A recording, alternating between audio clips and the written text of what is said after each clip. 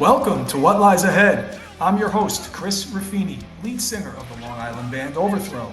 On my podcast, I explore everything related to the hardcore scene through the eyes of artists, promoters, and record labels. As always, please like or subscribe on all social media platforms. What do a killer kangaroo, a coffin, and coffee have in common? No clue, but our friends at Knockbox Coffee are running with it, and somehow it works. From Long Island, Knockbox has a bigger vision, fueling creativity and giving back to the punk, hardcore, metal, emo, and underground scenes. Every band sold helps fund independent bands, shows, and festivals. Their one and only Killer Kangaroo blend is grown in volcanic soil within distance of the Amazon rainforest, sun-dried for 7 days and roasted in small batches in the U.S. Expect fruit notes and a dark finish, darker than your average medium. And it's grown and treated environmentally friendly. If you're tired of regular old blends, throw a punch at the ordinary. Try the Killer Kangaroo blend today. Give them a follow on Instagram at knockbox.coffee and get a bag of the blend at www.knockbox.shop. Now, on to the show. My guest today is Mark, vocalist of Denver's TimeXHeist, a hardcore band known for their intensity, precision, and purpose. With a direct, no-frills energy, Mark brings energy to the stage that's grounded in conviction. TimeXHeist is about to go on tour and have released a couple of albums and EPs. We'll talk about all that and what the future holds. What's going on, man? Mark, thanks for coming on. Yeah, thanks for having me, man. Appreciate it. Of course. And I'm glad we got connected with it because obviously a band I've heard of and actually was listening to you guys prior to, a mutual friend that we know, bassist of Overthrow now, Mike Busili, but someone you've known for a long time. And he's like, you have to have him on. Long time. Yeah, I was like, have to have him on. And definitely wanted to have you guys on. I was unfortunate. I missed you guys at you guys played Brooklyn with Judge and Earth Crisis and Integrity and stuff. Show looked fun. So I was upset I missed that, but definitely psyched to have you on. There's a lot to talk about, especially the energy that you guys bring. Like I hear you guys, and there's with your own sound, of course, with the melody a little bit. I hear a little of the GB there, floor punch, some shutdown, but TimeXHeist style, and that's what I love about it. So I guess what I wanted to start is, how are things going and how's Denver hardcore scene going right now?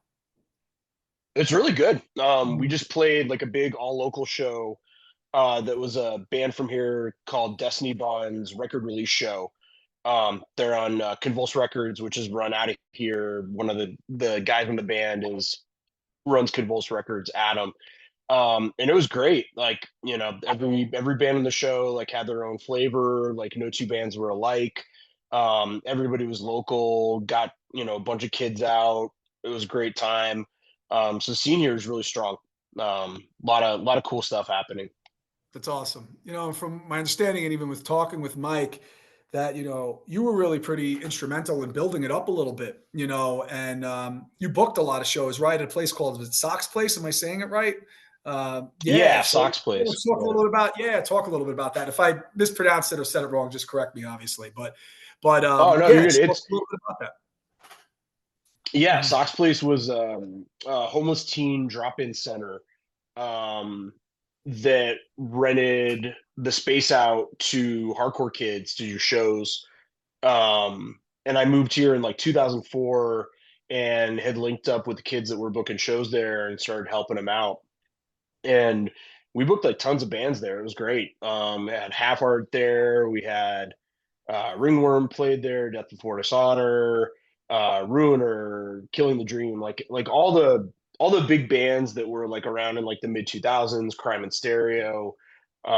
They all played shows there, and the scene was pretty small back then. There wasn't a lot of local bands, not like it is now. Like there's just a ton of bands. But yeah, we held it down there, and then like most like cool DIY venues, the cops came in and were like, nah, you're not paying your taxes and blah, blah, blah. And they kind of shut it down for us. Sox Place is still operating as a homeless teen drop-in center.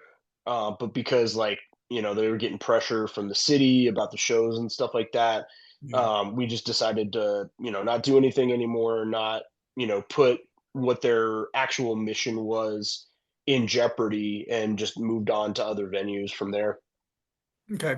Did you know it was coming, that it was going to potentially shut down and you started looking at other venues, or it just kind of happened so No, I mean, fast? so like kind of what happened was at the end of 2007, after they had announced that Denver was going to host the 2008 Democratic National Convention, a lot of like DIY venues started to get busted up. There was like a space called Monkey Mania that got busted. Us and like a couple others were kind of like on the radar. And like my speculation is that they were trying to like, you know, like look for potential places that people would be organizing and kind of like root those out ahead of time. But there was also like a financial element too. Like, we didn't have a cabaret license. These other venues didn't have cabaret licenses. Mhm. So like what I was told by this task force that ended up like bringing me in to talk to them, because they wrote me like a citation and were like, yeah, you have to come like meet with us. And I went down there with the guy that owned the building, and they said that like a local promoter had like dimed us out, which like I didn't really like. I didn't want to believe, because there were other bigger promoters in town that we had like worked with on stuff. So there was no like nobody we were like beefing with that would have like snitched on us. So I Mm. really think it just had everything to do with like what was going on with the convention coming up and making sure there weren't places where people were organizing and stuff. But I mean, it was good. Like, the we moved on, and like a couple other venues popped up after that, and where the where the scene is now, as far as like what DIY venues we have and like bigger venues that are working with hardcore shows, like there's no shortage really of places to do shows Mm. in Denver. So it was a loss for everybody that was like involved in it and really like loved the space. But over time, like the scene bounced back, and everything is good now. Okay. You sounds like you're still doing it now, still? Yeah, I help out a little bit with booking shows with a couple of friends of mine. We do this thing called the World Apart Productions, Okay. and we're just like one of like a lot of different people in Denver right now that are booking hardcore and punk shows. Um, and like the cool thing about that is like all of us kind of collaborate with one another. So if there's like something that Convulse Presents gets, and they're going to be out of town or whatever, they'll hit us up and be like, hey, do you want to take the show over? And vice versa. If we get something and we're like, oh man, this is like a big show, I don't know if we can like handle this by ourselves, yeah, we can pitch it off to them. So there's a lot of like cool collaboration going on with all the people in Denver, or at least most of the people in Denver that are doing shows to make sure everything happens. Cool. Now, as Time Heist has grown, obviously, you guys started 2022, 2021. Am I wrong? Like, ever is that? October of 2022, yeah. Oh, wow. So we're like, remember your anniversary is like right around this time, right? So, Yeah. did being in Time Heist and you guys, because next I want to talk about like how much you guys play out and tour and all that kind of stuff. Did that help? Look, you were bringing in Have Heart back in the day at Sox Place, but did being in Time Heist, getting around, and obviously touring and speaking to meeting promoters and all that kind of stuff, does it help with booking shows because you're kind of obviously networking with more people with the band, with the touring, in terms of bringing in Like, do you shows mean if it to helps help bring it in helps shows in us Denver? book Yeah, shows? to help. Oh, no, not really, because a lot of the bigger bands aren't touring the middle of the country like they used to.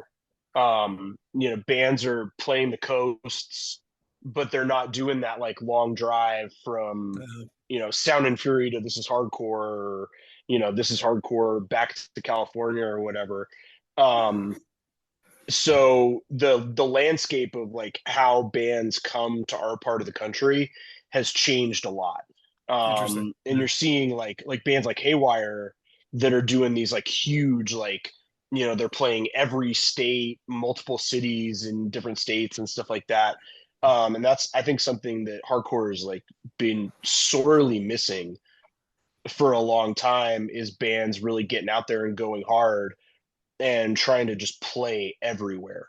Mhm. I know, bands have obligations and touring's expensive now. And, um, but I mean, it, Haywire kind of proved it, that if you really like put your boots on the ground and go for it, you can make stuff like that happen. So I hope that inspires a lot of younger bands who have the means and the time to just get in the van and go and play everywhere.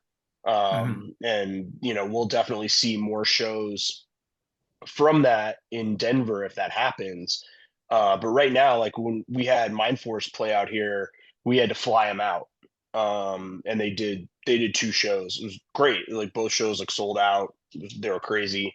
But like same thing with like Incendiary. Like Incendiary had to like do a fly out.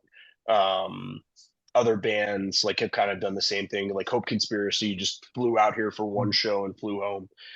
So it's cool that bands are willing to do that, but it's like, we're getting like either like the Incendiaries and like the big guys flying out here for a one-off, or the smaller bands coming through but not really a lot in the middle, if that Mhm. makes sense. Yeah, it does. um Mhm. but like those bands are getting on package tours, which is cool. However, a lot of those package tours aren't booking local bands. Okay. So you'll have like a big package tour that's like, with like the one that we just had, they did have a local band on it. But like Tsunami, Scowl, Whispers, I can't remember the other band that was on that, but there was no local on it up until like just a couple weeks before the show happened. Mhm. And so you see a lot of the like, like big package tours, but it's like 4 bands and then they don't put a local on it. So a lot of local bands aren't given the ability to network in the way that they once were by playing with other touring bands. So it Mhm. makes it a little bit harder for them to kind of like meet people and get out there and start making those connections. Like it was in the mid 2000s, like a band would come through, you'd play with them, you'd bro down, you'd go out to eat after the show, you'd make friends with them. And then that was like an established connection that would either, just be homies and like everybody's, just friendly, or it could turn into something like a tour or a split or, something else more cool and creative. So, Mhm. Yeah, when and it sounds like though, at least when the shows come, like the Mind Force, Incendiary, and even the Tsunami, and then even the local shows, there's people there, and there because you said like most of them, if not, they sell out. So there's a scene, yeah. built in Denver, which is amazing. Hmm. So you said something too. It's like them flying now, right? So like a Hmm. lot of these bands fly out and do a one off. So I'm going to shift into what you guys do. So you just played Brooklyn a few weeks ago, right? This is late Hmm. October. Um, but you guys played around a lot. You tour a lot. When you guys tour, do you Hmm. that now did you drive? Did you drive like you made it all the way out to Brooklyn, then did the others and then drove back to Denver in terms of everything in between? Like that specific run, how did you go about that? So mostly what we do for the runs that we do is we'll fly out to like for that tour we flew to Nashville, All right. and we picked up a van in Nashville, like a like just a Chrysler Pacifica, like a little minivan. There's 5 of us. We don't bring a merch person. We don't bring like a content person or any of these like extra people. We just travel with instruments, heads, and drum breakables. So when we like Mhm. book all the shows, we just let the promoters know, like, hey, we're traveling light. We'll need to borrow cabs and drum shells. And so we played Nashville, we played Birmingham, we played North Carolina, we played Virginia, Norfolk, which was the best show of that tour by far. And then By we the way, played sorry to Brooklyn. interrupt. Like I keep hearing about that, like Norfolk, Virginia. I'm hearing like how incredible the scene is Oh, over there. A lot of people. You're not the first person to say that. Sorry to interrupt you, but I yeah, keep hearing no, about it. yeah. Our homie Ethan booked the show, and it went off. And there was even another show like kind of same genre down the street, and I guess kids like were going back and forth to both shows, which is Mm, fucking cool. yeah. Um, but yeah, then we played Brooklyn and we played Boston, and then we flew home we dropped off the rental van in Providence and flew home from Providence.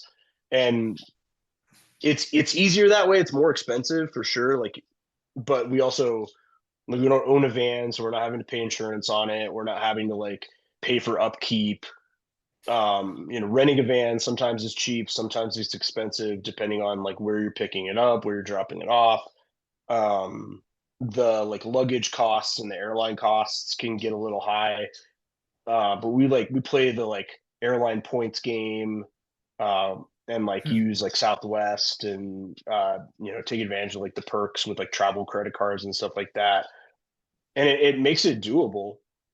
It takes a lot more like work and preparation to like plan out all the travel. Yeah, it sounds like it because there's a lot of like people just see a band on tour, but and what's great because I was going to ask you that stuff and you just went over all of it, the logistics involved, from where you have to Yeah. go it's not just booking it, but the logistics involved and from the van to you even said like, is there a back? You have to make sure that, you let them know like whether there's a back end at the places you're playing that you need that you're going to be bringing just the breakables and stuff like that for the instruments. So there's a Mhm. lot that goes into it. Yeah, for sure. But it like I said, it makes it so we're able to do like these weekend runs in like a couple different places that we wouldn't normally be able to play, and we can like cover a lot of ground over a whole year. We're just not Right. able to because we're like we have jobs and families and stuff like that. We're not able to take off like 3 weeks all in one chunk to go tour, but we can do like weekends here and there. Yeah, so that was actually the next thing is like how is touring and playing like that? It shifted like how where you guys are a little bit in terms of like because obviously there's different priorities. There's work, there's life, there's kids. Like so, to your point is you'd love to go out for a month. It's just probably very difficult to do so with where Mm, everybody. I've been there, done that. I Mhm. don't really want to be on the road for a month. If I was in my 20s, yeah, that like sign me up. But that's it's hard. It's hard to be out for that long, especially when you got like bills to pay and stuff like that. But it's that's the if we were making money playing hardcore, I almost think we'd be doing it wrong. Not that there's anything wrong with making money playing hardcore, but like I don't know. I feel like there's a lot of hoops that you got to jump through to get to that level, and you're gonna have to do some stuff and work with some people that you wouldn't normally encounter if making money to do it that way wasn't your goal. Right. But there's some, So yeah, but there's something too, right? Like you were out, that last run was maybe a couple of weeks, it sounds like, or was it a week, give or take? no, we were out for like a weekend. Oh, it was a weekend. Oh, wow. So that was all, Yeah, but like that is just like you're out with your boys, you're playing great shows too, So yeah, like it worked itself out. So you knew you were like, okay, we're starting down south and then working our way up north. Like that was the plan. yeah, Yeah. Yeah. yeah. And then we don't normally go that far in one run. Like we were gonna try to just kind of stay in the South and maybe do like Florida and stuff like that. But then we got that opportunity to play that Judge show, and we were like, we got to do that. Like, can't Yeah. say no to that. Mhm. And the cool thing about that was the first show that we ever played, which was October 2nd, 2022, was with Combust. So like almost 3 years to the day, we were playing with Combust again in their hometown, which Yeah, that's I cool. thought was really cool. Yeah. Um, so we did a little bit more driving than we had initially planned to, but couldn't pass up that opportunity to play with Judge in New York. Yeah. Like Classic show. that's Mhm. yeah.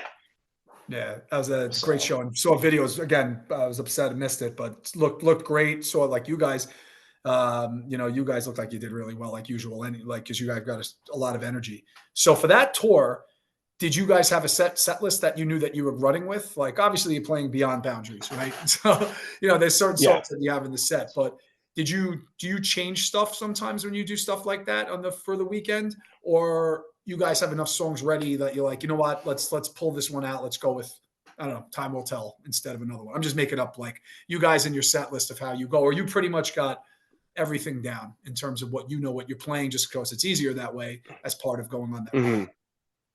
Mhm. Well, one of the things that we've run into because we're doing, a little bit more than like other bands in Denver are doing is like we've had to kind of have a roster of fill-ins. Mm. And because we've had to utilize those fill-ins, it's been easier to just be like, okay, for the next two runs, this is the set list we're going to play, and we'll send it out to all the people that are going to be on those tours, and just be like, hey, here's the set list for the rest of the year. Learn these songs, learn these couple covers, and this is what it's going to be.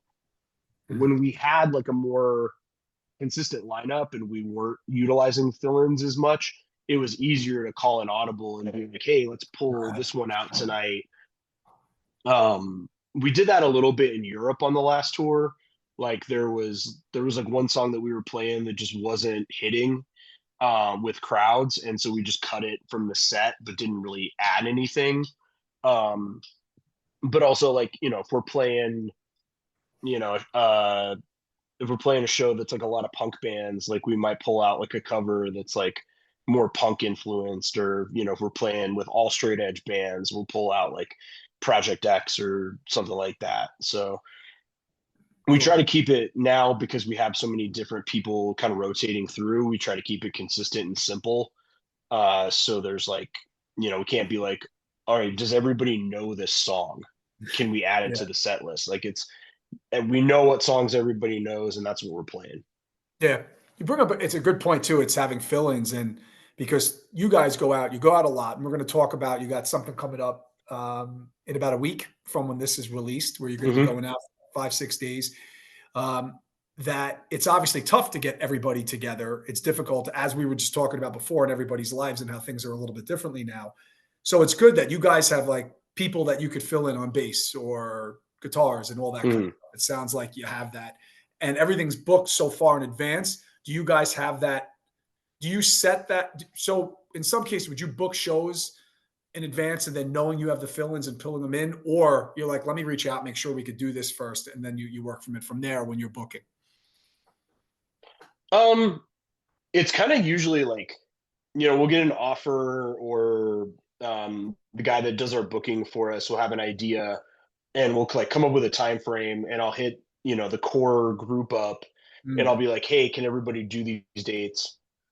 And then if one person's like, oh no, I can't do that, then I'll be like, okay, well, I'll reach out to so and so and see if they can fill in for that tour. And then before it starts getting booked, I know like who I'm going to be able to work with for that specific tour, and then we just kind of go from there. Run with it. Mm. Yeah, and like we have like this guy Timmy, who's in a band called Invocation of Nehek, or Neck, or I can't remember. They're like a metalcore band. But he's filling in for us on this Texas tour. And on the tour we had before this one, uh, we had Nicholas, who lives in Kansas City, who's going to be kind of like our main touring bass player from here on out. He was filling in for Alex. And so there's kind of like at least one or two people different every time we go out. Mm. So And I know, like, I know who I can hit up. I just don't know who's going to be able to do what do it. until we have the dates. And I'm like, okay, these are going to be the dates. Who can do it? If that makes sense. It absolutely does, and it's great to have those options because you guys, again, it's you guys are 3 years old now, but you guys have been doing so much. It feels like you're almost been around longer, in a way, in a good Yeah. way. So it's good that these offers probably come in, and some of them like, oh man, I want to do this. It's nice that you have people that can fill in and play for you, Hmm. which is needed. Yeah. Yeah. We're really fortunate to have people who are into the project and willing to like get in a van and deal with the rest of us for 4 or 5 days or whatever it is. One more question about your set list here. So it's so back when, like, my band's back playing now, but back when we played in the mid to late '90s, obviously Spotify, none of that stuff was around, right? Or social media Hmm. platforms. Everything is, if you wanted to hear something, you got the 7-inch or a demo or then the rec CD or anything like that, right? But now with Spotify, it's like it's good and bad in many ways, but good where everybody can hear your music. Do you ever, like when you were going on tour, like your tour coming up, that you have, right? And I believe, is it in Texas? You're going to Texas? Yeah, the Yeah. Midwest in Texas. Yeah. Midwest Texas, right? Do you look like, oh shit, like with every passing moment, it's really streaming well right now in Houston? I don't know, I'm just making it up, even though you probably play that song anyway. But do you even look at that stuff, or it's again more based on feel? Well, I mean, like because of a lot of the stuff that's come out about Spotify recently and about like how they're investing in these AI companies that are working on weapons development and they're running ads for ICE recruitment. Um, we've been trying to steer people away from Mm. Spotify, and I've been trying to like personally not to really use it, which is for like the artist part of it. Like I don't know how many people like know like kind of what you're talking about, where you can actually go on like the Spotify for Artist app Right, and you can right, see like all those metrics. And like I had looked at those before, like, oh, like, we're going to Europe next year and like people in Belgium are really feeling the new EP. Like, let's make sure we hit Belgium like on that tour. But because I deleted all that stuff on my phone, and the other streaming services like don't really have the same right. Not as like specific. Mhm. resources set up, yeah, um it it makes it a little bit more difficult to kind of like figure that out. Mhm. um so I mean, I what I want when people come to one of our shows is I want sing-alongs, I want pile-ons, I want people running around and having a good time. So like we try to make the set list as like energetic and like sing-along friendly, Mhm. I guess, as possible. Like we don't have a lot of songs with like breakdowns or heavy mosh parts. But we try to throw in Worth the Cost. Like that has like a big breakdown at the end. Um, but yeah, we don't really tailor the bulk of the set list to like a region specific like Right. metric. Um, but like, like I said, if we're, playing with like a bunch of skinhead bands, like we might pull out Crucified. Right. Or like, if we're playing with a bunch of straight edge bands, we're going to play Project X, or we're going to play um, a Uniform Choice cover that we know. So we'll tweak it in that way for like the specific shows that we're playing. But like I'm really trying to not rely on like streaming metrics for anything anymore, just because like it can be like a bad thing for your mental health too. Like as a band, like you look at bands from your area that nobody really cares about have like 50,000, 60,000 streams, and you're like, that's not Yeah. accurate to like what they're actually like doing. And like promoters will go off those metrics and be like, oh well, we Yeah. won't like book anybody on this tour that has less than 10,000 monthly listeners. It's like, well, that doesn't mean that they're going to do well on tour.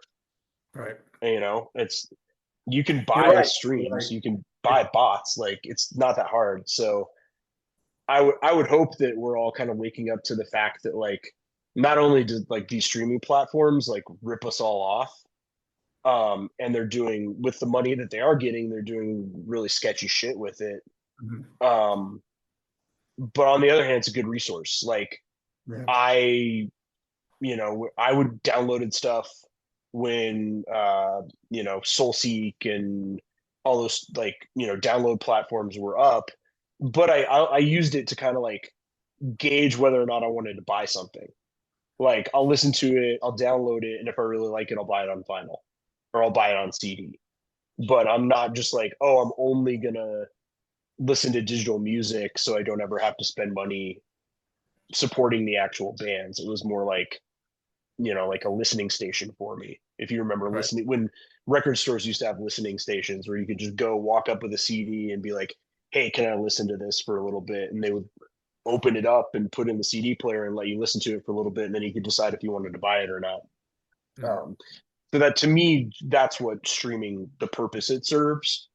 I think, most kids are probably like only listening to stuff on streaming, which like you don't get the full experience of it. Like there's a lot that goes into like creating a record, like the art and the layout and like all that stuff that That's my favorite. That's like the best part to me. Yeah. yeah. Yeah, you're missing out on like the tactile, like physical media aspect of the experience if you're just doing streaming. Um, so hopefully this will be like a turning point where kids will be like, oh, these streaming services are garbage. I'll spend $1 on Bandcamp to listen to it, and then if I like it, I'll buy the 7-inch. Right. You said the one good thing, like you did say, is it does provide opportunity where you can listen to anything you want. But that to me is a lot of the Yeah, bad of it too. Like the bad part is the physical piece of it. Another interesting thing too about it is like bands that, like I could even look at bands from the mid to late 90s. Sometimes you look at the stream numbers for a song and you're like, I don't remember that song being one of their biggest songs when they played live. Almost to your point, what you were saying before. Sometimes the numbers are a little skewed in terms of the streams with bots and all that kind yeah. of stuff. Yeah. Well, like their Praise is a really good example of that. Like Praise from Baltimore, they have a song on Spotify. I can't remember which song it is, but it has over 1 million streams. And there's like they have no idea why. They're like, I don't know what it was It's about that amazing. song. I don't know if it was on a playlist, if people thought it was the wrong band or whatever, but this one song has 1 million streams. Well, if you were to use that million stream metric to gauge whether or not they're going to draw a big crowd or not, it's not gonna the numbers aren't gonna match up when you see how many people are actually showing up to the show. Sure. So that's the Spotify can definitely make bands seem bigger than they are, and it can Mhm. also make bands that are really popular seem not as popular just because they don't have the same like streaming numbers. Right. That's all true. 100% agree. So I just want to, shift here a little bit. Where are you guys at in terms of new material? I know you guys put out the Unforgiving Minute in March, but I mean, you guys are 3 years Mhm. old, and put out a lot of material, a lot of stuff. So because we were talking, and it made me think, like, so you have the set band that probably writes, but then you have other members that help on tour. Do you write with everybody, or is it it's really the core group of guys that'll be writing the material? Yeah, so Robert and Rodrigo are the two main songwriters and have been since we recorded With Every Passing Moment. Um, and so they workshop stuff between the two of them, and they use like the software. I can't explain how it works. I'm sure people listening to this know, Yeah. but where they can basically make a whole song on the computer, with like drum parts and bass parts and stuff like that. So we basically take that as like okay, do we like the riff? Do we like the structure? Is this a song that we want to use on record? And if that's a song that we want to use on the record, then we go in a little bit deeper and everybody adds their own thing to it. I'll write lyrics off of that demo. Drummer will change or develop drum parts based on that kind of like blueprint that we have. So by the time it goes into recorded, it's not going to sound completely different, but it's going to have things added to it from the individuals that are playing the instruments rather Okay. than just one person kind of like putting everything together. Um, and so kind of what we're doing now is going through demos and kind of trying to figure out uh like kind of like how we want the next record to sound, like what the vibe of it is going to be, and then kind of pick out which songs from that bank of demos that we have will actually go on the record. Okay. Now, at that, are you looking at Heroes and Martyrs, or are you looking at Decision Records, or are you just kind of shopping it, or how will that go? Or are you just not even at that point of thinking about that yet? I mean, we've had talks with Indecision already about them releasing it. So unless some kind of crazy offer from Sony comes up or something like that, like it'll be on Indecision. Dave's great. Like we've had a really good time working with him. He's signing a lot of really good bands, bands that are I think putting out some of the best hardcore that's coming out right now. And the like I said, the experience with him has been great. So I don't see any reason why we wouldn't put it out. And that's kind of when like Steve and I from Heroes and Martyrs, kind of the plan. He's still growing his label. So what him and I talked about is like, yeah, let's do splits. Let's do we'll collaborate on stuff, but Indecision's kind of going to be who puts out like the more like full releases for us. And I know that's kind of confusing for some people. They're like, oh, you're on like 2 different labels. And which, I mean, technically we've done stuff with 5 different labels. We've worked with Set the Fire in Indonesia and Australia. We worked with Our Pride, who did the split with along with Best Life and Ugly and Proud. So I guess more than 5. Damn. And then Indecision, we're going to be on a comp that's coming out at the end of this year. It's the Youth Crew comp that Cool. Positive and Focused puts out. So we'll be on that with That'll be a new song? who else is on that? That'll have a new one? Unfortunately not. It'll be a previously released song. But the release that it's on hasn't been like officially been released in Europe yet. So it'll be kind of like a goodie for like kids in Europe. And we're going to be working with Refused Records on they're going to license the Indecision stuff that we're going to do and put that out in Europe for us. We have been going to Europe like once a year since the band started. We will continue to do that. Maybe we might even get there twice next year. So having a label that can distro for us in Europe and not make the vinyl way more expensive than it needs to be was something that was a big deal for us. So Refused is going to step in and fill in that gap. Awesome. Let me ask you a question lyrically. Do you have like, say, I'm going to go back to the run you just had, and you have a run coming up. Do you like just say if it hits you like an idea that, or you hear something's bothering you or something lyrically, maybe you don't write all the lyrics, but ideas. Do you keep your ideas fresh in your head that you'd like? You're like, I'm definitely right. I'm definitely going to be talking about this. I'm definitely going to write about this lyrically. Do you do that? And do you jot it down? Or you mentioned music. Do you need to hear the music to have that idea to come up with a message or an idea in terms of what you're going to write about? I think like when between records, like when I'm not really like sitting down with new songs and like really listening and really intently writing for them, is like if a line or something like that comes to my mind, I'll put it in my notes app on my phone. And then when I do actually sit down and start writing, I'll kind of go back to that and look for those like one-liners or things that I can like throw into different songs.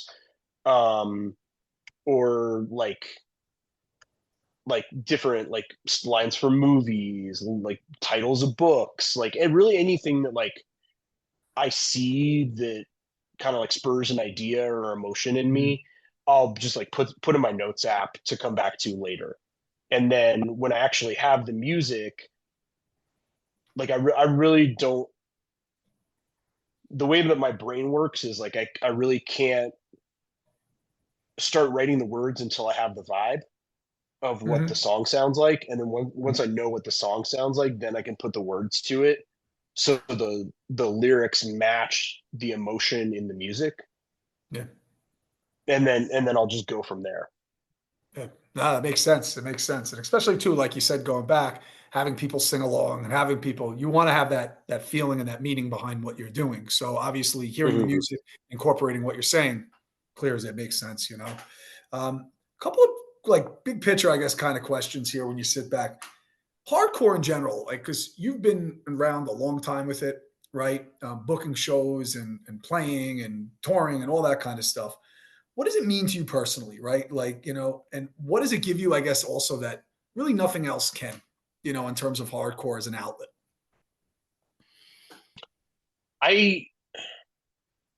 Wow.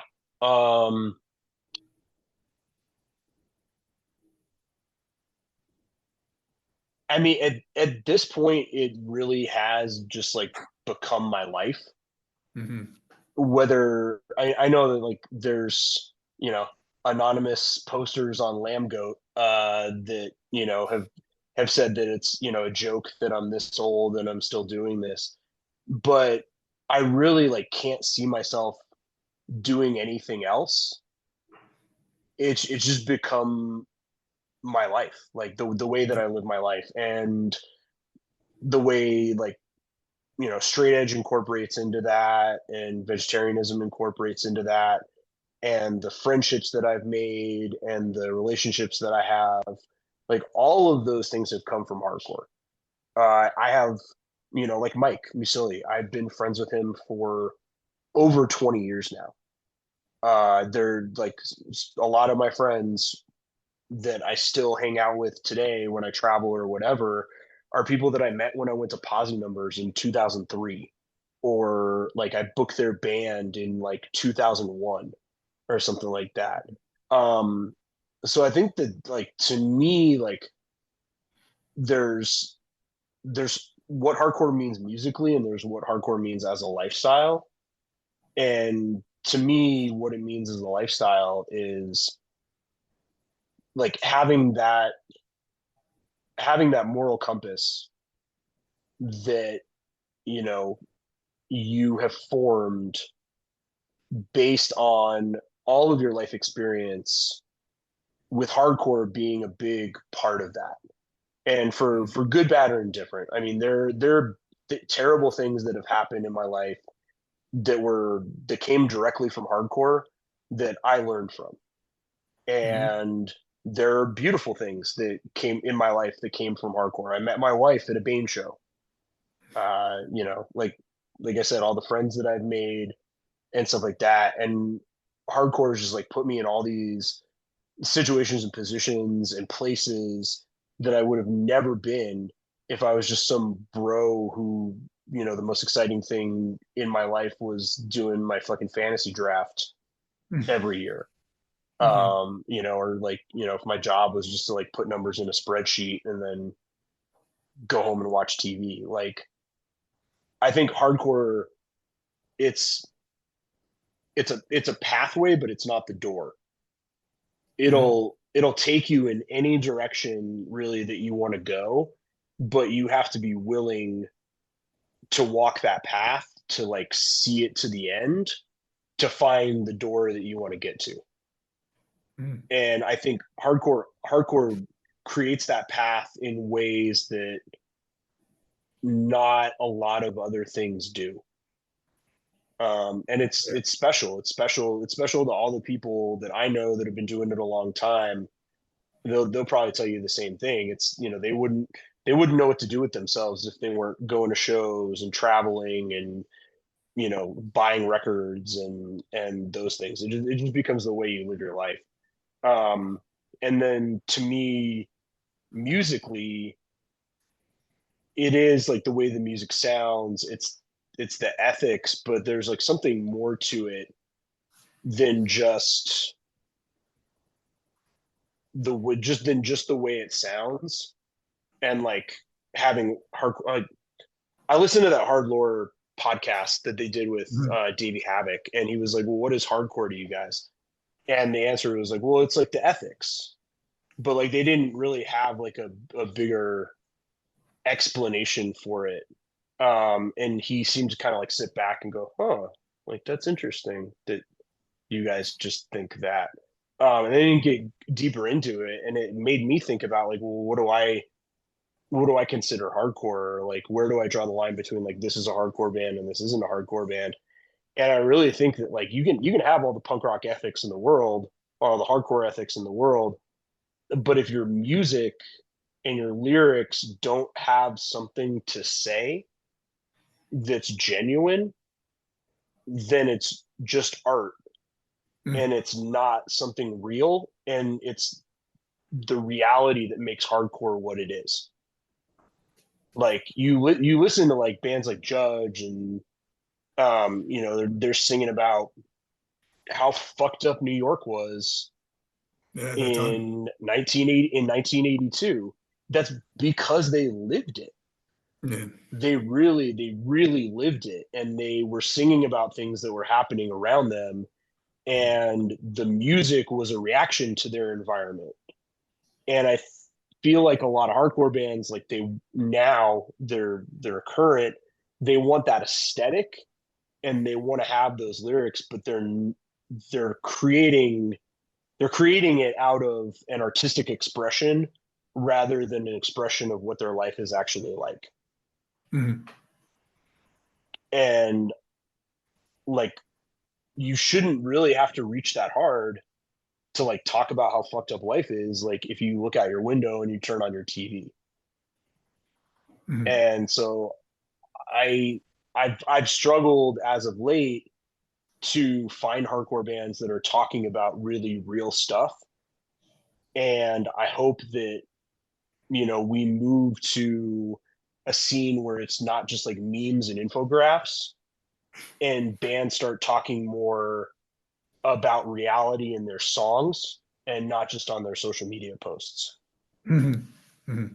No, that honestly a great answer. And as you were talking, you check marked like a lot of stuff that I'm like, yep, that's it. That's it. Like things that I could even see. Yeah. That I could even relate to, even though that what you were saying of what hardcore means. You're right. It's musically, but also the personal piece. And honestly, and I could sit here and say too, like where I'm at in my life is I take a lot of what going to shows and meeting people and all that stuff you take with you. You take with you and you utilize. And you utilize for sure. And that was a great answer. That really was. So, question here quickly. We have a few more, and then we'll wrap it up here. But is there something you haven't done yet with Time Heist, musically or otherwise, that still on your list to do?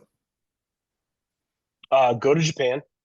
Mm-hmm. So if anybody listening to this wants to book us in Japan, get in touch. We will go. And then our goal for the next release is to make it like a 10-song full length. Cool. So those would be the two big ones. Yeah, go to Japan. It'd be cool to open for Coxfire too. Mm-hmm. So if anybody wants to help us out with that, that would be cool. That'd be awesome. So what should we keep an eye out for, man? Obviously you got the tour coming up. It's this will be about a week from when this comes out. Shows, release, anything that you want to talk about before I end off with a couple of other questions. Yeah, we're gonna be not doing much between November and February. We're trying to work on that new record, and then probably have some news about Europe in May. Some shows we're going to be playing, some fests and stuff like that. Probably have that information out pretty soon. Just hopefully a full length or close to on Indecision Records in 2026. Awesome. All right. So Mark, thanks. Now what I have is some questions. There's no semblance of order of them. First thing that comes to mind, if you want to elaborate them on, obviously you can. Okay. So let's bring you back a little bit. Well, you're still doing it now. What's your favorite show you've ever booked? It was Blacklisted, This Is Hell, and Pressure Point. Oh. Yeah, it was hardcore bands and street punk bands. It was Pressure Point, Whiskey Rebels, Blacklisted, This Is Hell. And it was like, I love hardcore, I love street punk, I love Blacklisted. They're like my favorite hardcore band ever. So all of my favorite things all in one show. Cool. Favorite tour Time Heist has been on or run, like our weekend run, whatever been. The favorite one that's been the most memorable for you? The last one that we did. I feel like that was with Berthold City. That was the most fun that I've had on a Time Heist tour. The first time we went to Europe too. That was awesome. Yeah, that would be it. Those two. So your top 3 favorite albums. Blacklisted, Heavier Than Heaven, Lonelier Than God, Guns N' Roses, Appetite for Destruction, Good one. and Tori Amos, Little Earthquakes. I love it. 3 different. That's great. Your favorite scene outside of Denver.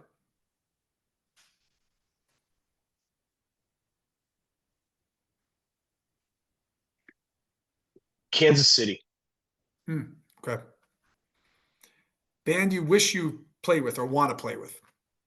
I mean, you might have just mentioned it about 5 minutes ago. Yeah. But Coxbar, Blacklisted, American Nightmare.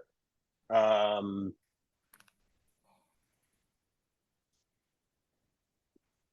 trying to think if they're and I've tried to make this happen. It came really close.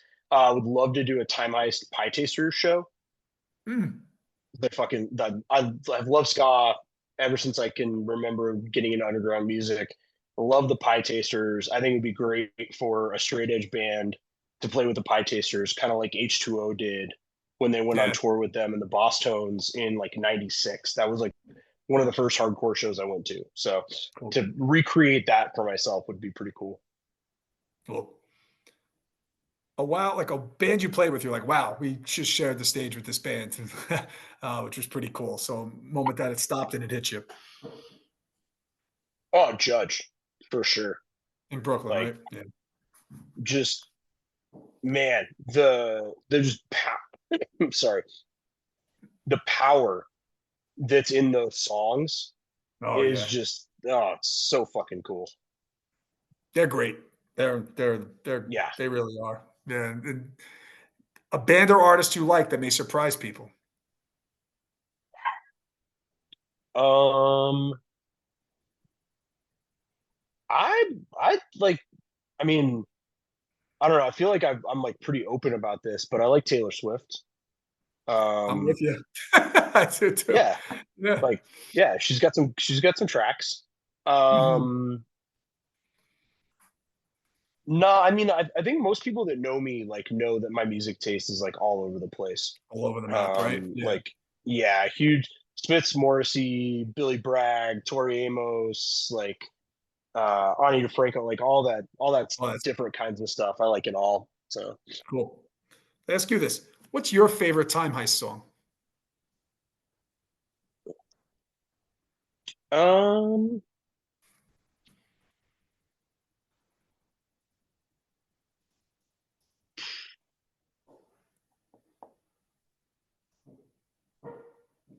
I think The Unforgiving Minute.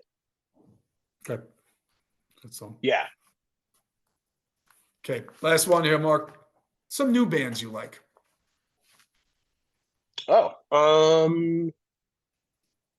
Anything that Cole is involved in. So About Face, Firestarter, what other bands is he in? He's in like 100 different bands. About Face is the one that he sings in though. That one's awesome. I did like that new Face the Pain record. I thought it was pretty good. I guess they're not really a new band. They've been around for a minute. There's a band that we played with at this last local show that we played with called 1,000 Angels and Seven, and they're doing the whole like MySpace metalcore revival, but they're actually doing it really, really well.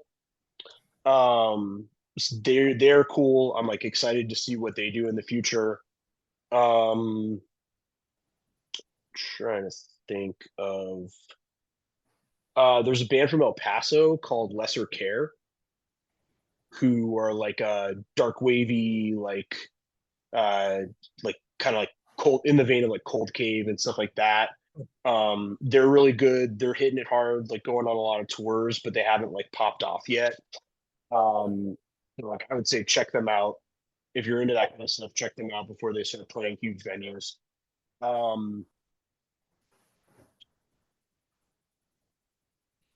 That's all that comes to mind off the top of my head. I'm sure like there's like a new demo that rips that comes out like every week. So it's kind of hard to keep up. Fading Signal from North Carolina are really good. Chopping Block, like shout out to like a couple Indecision bands. Yeah. Oh, perfect. So Mark, that's all thank you. I can think of. Nah, thanks, Mark. So anything you want to end with? I am starting a new band. That's like a little side project thing called Pillaged. We'll have a demo coming out on Indecision in November. It's kind of like locking out hardcore vibes, stompy and kind of groovy. So keep an eye out for that. And fuck ice, free Palestine. But thanks, Mark. Thanks so much for coming on. Appreciate it. Just hang tight. I'm just going to sign us off and then we'll wrap it up. Okay. Okay, cool. Thank you for listening to What Lies Ahead podcast, which is available on all streaming platforms.